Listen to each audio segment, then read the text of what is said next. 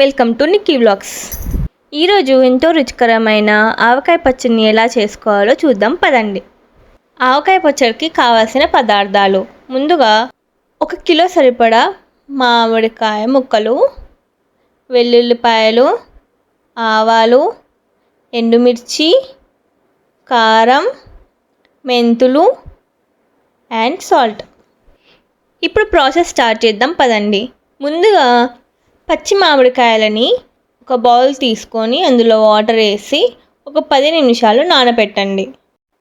ఇలా ఈ మామిడికాయలని మంచిగా కడిగి ఆ తర్వాత టిష్యూతో తడి లేకుండా వైప్ చేసుకోవాలి. ఇలా నీట్గా వాటర్ లేకుండా మొత్తం డ్రైగా ఉంచాలి. ముక్కలు డ్రైగా ఉండకపోతే మన పచ్చడి ఎక్కువ రోజులు నిలువగా ఉండదు. అందుకే ఇలా చూపించిన విధంగా తడిని తుడిచి ఇప్పుడు ఈ మామిడికాయలని ఎలా కట్ చేసుకోవాలో చూద్దాం.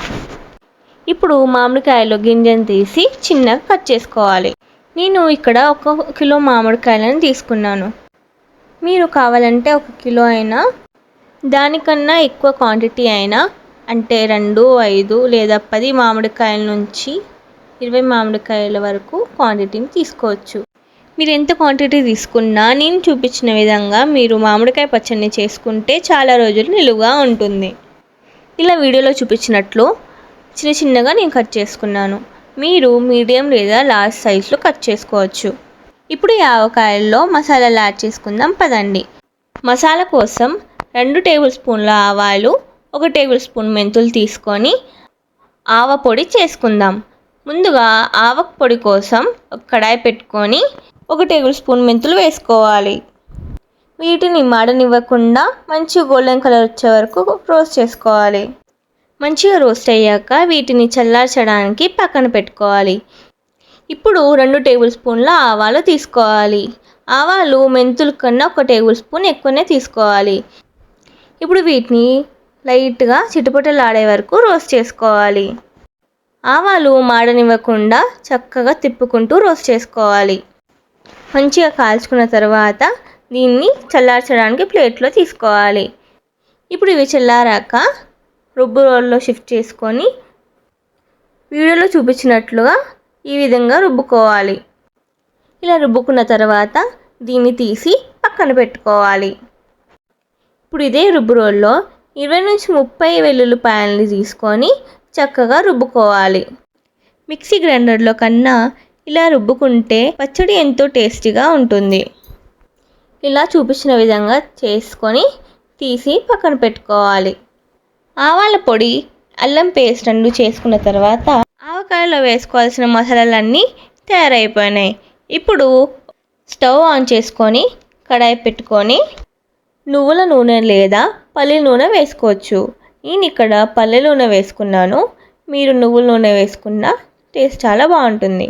ఇప్పుడు నూనె వేడయ్యాక ఇందులో జీలకర్ర, ఆవాలు, వెల్లుల్లిపాయలు, ఎండుమిర్చిలు నేను సగం చేసుకొని వేసుకుంటున్నాను.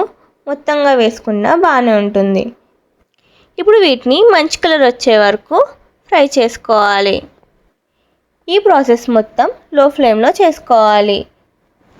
ఇప్పుడు స్టవ్ ఆఫ్ చేసుకొని ఆయిల్ చల్లార్చేంత వరకు పక్కన పెట్టుకోవాలి. ఆవకాయ చేయాలంటే ఇంత ప్రాసెస్ ఉంటుందా అని భయపడకండి. అన్ని ఇంగ్రీడియంట్స్ ప్రిపేర్ చేసుకుంటే ఎంతో ఈజీగా అయిపోతుంది. ఇప్పుడు ఫైనల్ ప్రాసెస్ స్టార్ట్ చేద్దాం. ఇప్పుడు ఒక పెద్ద మిక్సింగ్ బౌల్ తీసుకొని దానిలో మనం కట్ చేసుకున్న మామిడికాయల్ని చిన్న బౌల్లో వేసుకొని కొలుచుకుందాం. గిన్నె మొత్తం నిండుగా వేసుకొని కొలుచుకోవాలి. నాకైతే ఇక్కడ 4 కప్పుల మామిడికాయలు వచ్చాయి. అందుకని 4 కప్పుల మామిడికాయలకు సరిపోయేంత 1 కప్పు కారం వేసుకుంటున్నాను. ఈ విధంగా మీరు కూడా ఏ కప్పుతో మామిడికాయలను కొలుస్తారో అదే కప్పుతో కారం కూడా వేసుకోవాలి. అంటే 4 కప్పులకి 1 కప్పు కారం వేసుకోవాలి. ఈ విధంగా కొలుచుకుంటే మీరు ఎంత క్వాంటిటీ తీసుకున్నా సరిపోతుంది. ఇప్పుడు మనం పొడి చేసి పెట్టుకున్న ఆవాల పొడిని వేసుకోవాలి. అలాగే రుబ్బుకున్న వెల్లుల్లిపాయ పేస్ట్ని కూడా వేసుకోవాలి. ఇప్పుడు నేను ఇందాక చెప్పిన విధంగానే కారం 1 కప్పు వేసుకుంటే ఉప్పు సగం కప్పు వేసుకోవాలి. కావాలంటే తర్వాత రుచి చూసి ఉప్పుని యాడ్ చేసుకోవచ్చు. ఇప్పుడు ఈ మసాలాలన్నీ ముక్కలకి మంచిగా పట్టేటట్లు మంచిగా కలుపుకోవాలి. చూసారా, వీడియోలో చూపించినట్లు ఈ విధంగా కలుపుకోవాలి. ఇప్పుడు ముందుగానే చేసుకున్న తాలింపుని చల్లార్చాక ఇందులో వేసుకోవాలి. ఇప్పుడు ఈ మామిడికాయ ముక్కల్ని చక్కగా కలుపుకోవాలి.